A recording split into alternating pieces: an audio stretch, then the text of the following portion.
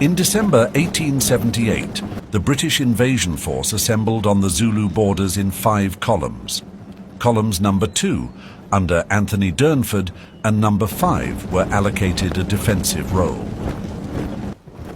The remaining 3 columns advanced on Ulundi, the Zulu capital, from 3 sides, and crossed the Zulu border between the 6th and 12th of January 1879.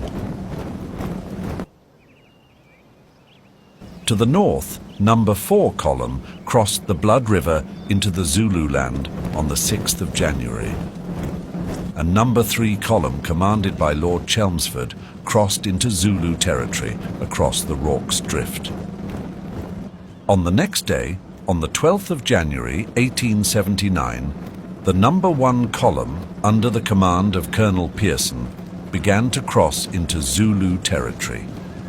This column was tasked with securing supply lines and establishing a base of operations at Eshowe, a mission that would bring them into the vicinity of Zulu forces defending their territory.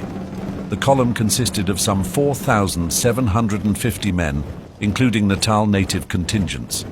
Marching alongside them were 2 7-pounders, a Gatling gun, and a company of Royal Artillery.